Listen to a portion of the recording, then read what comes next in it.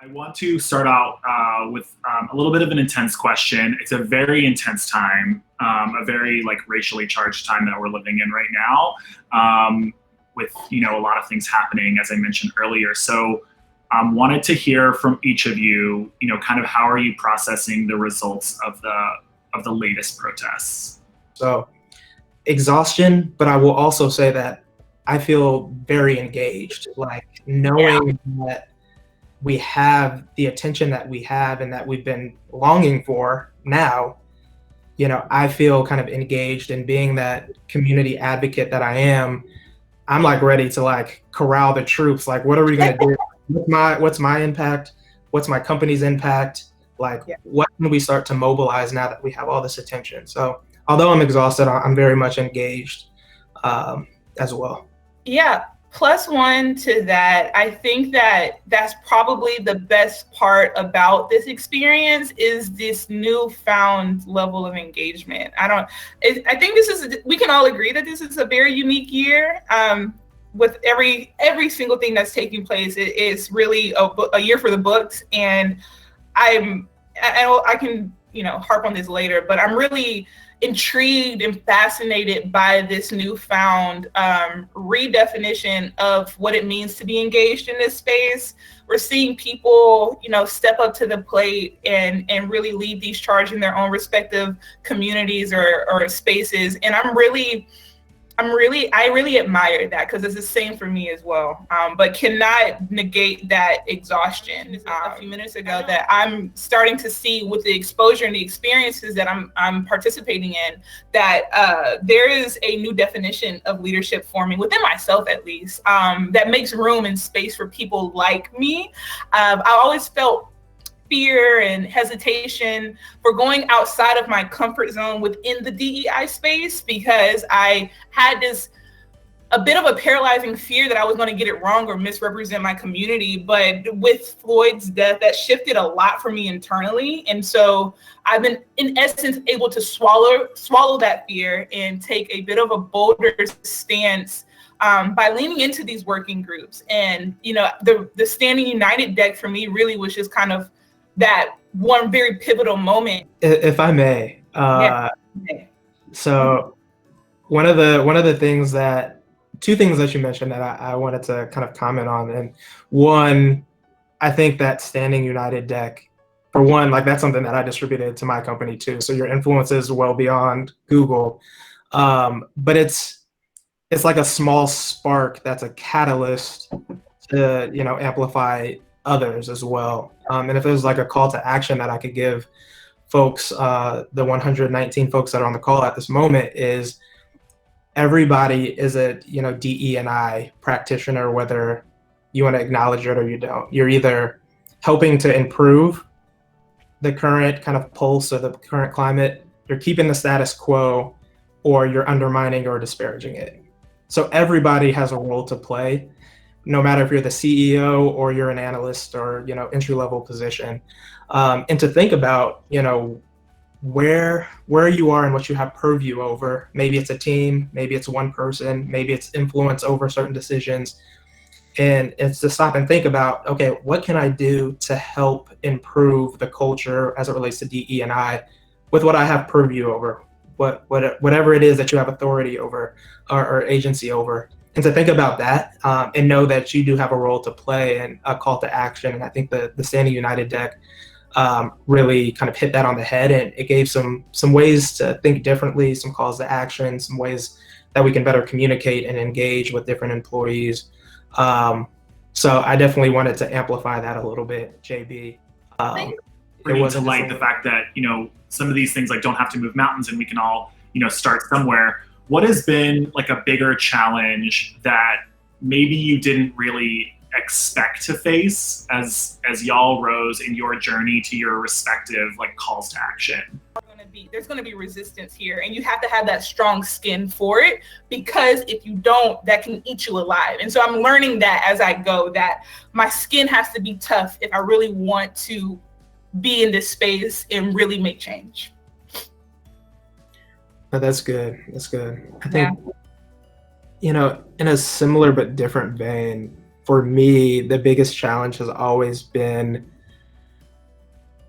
and I won't say a challenge, it's been a learning opportunity for me. I think that's a better way of putting it, is I can't expect everyone to immediately understand the struggles of a marginalized group, at face value. I wish, that to be true, or I can share a perspective, or I can share a story, or I can share a fact, and that to just be kind of like universally accepted. But I feel like that's not the case, right? There's a level of education and repetition and reiteration and, all of that, especially when it comes to more privileged groups, to get them to the level of understanding that I wish I could just like snap my fingers and get them there.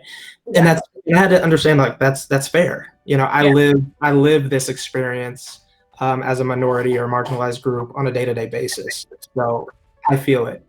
I feel like I can empathize with other marginalized groups to a certain level or a certain extent, because I'm a part of a marginalized group.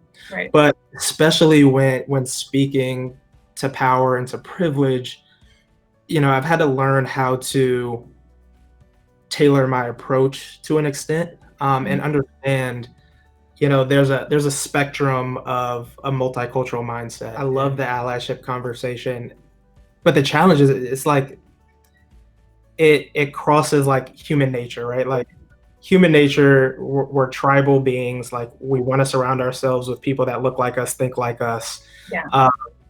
And what allyship is really forcing you to cross those boundaries with intention and with courage. And it's so important. And I think one thing, that I love forums like this is creating that psychological safety and that safe space to have conversations, to know that, I might not say the right thing, but I'm creating this space where that's okay. And we can talk about intent versus impact, and I can learn and I can grow through discomfort. And I'm a firm believer that empathy is the biggest catalyst for change. Like having these conversations with your coworkers, having conversations with your friends, especially the conversations that you're scared to have, like those tough ones. Like you might have to like talk to your parents about racism. Like that's hard.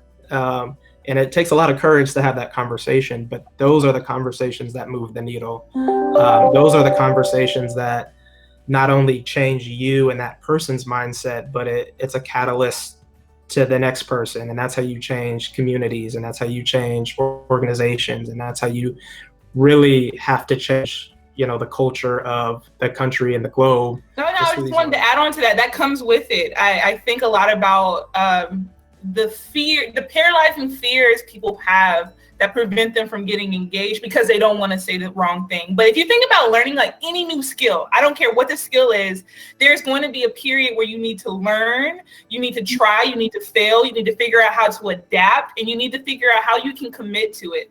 The idea of equity and becoming strong allies shouldn't be treated any differently from attaining any other new skill that you're interested in. It's the same process. You'll get it wrong, but you'll eventually get it right, and you have to continue to push past the failures and the bumpy road that it will consist of in order to really make that change. But you mentioned this. We both mentioned this. It's small. It can be small actions, these one-off conversations, creating these spaces, whatever the case may be. And plus the fact that we have access to the internet, where we can now, Google's not only our friend, but it's also our employer. And so we can utilize this tool to do our research and, find community coalitions to join, or an internal community. We can create these spaces. We can share content with each other. We can use emotional intelligence when we need to defend our Black coworkers in these spaces where our voices may be overheard. There's so many little bitty things that we can do now that can make that can push the needle, as B Mills mentioned. Drop the mic. Mic drop. Be a part of. I'm curious to know, on the topic of allyship, are there some examples of allyship that you both have seen, either from a personal experience or at work, that have been meaningful to you that you think others could learn from? For sure. Brandon, I think you mentioned a couple of them earlier, and I want to piggyback off of that, which was folks. The thing that I enjoy the most, because we mentioned earlier how heavy of a time this is, and there's a lot to process, and there's so many different areas that we can contribute as it relates to this. I love when I see allies reach out to me, asking for something, whether it is an opinion, feedback, resources, but adding that clause in of, no reply back is needed, or we can talk later about it, kind of taking that pressure off of me. That's doing wonders for me right now.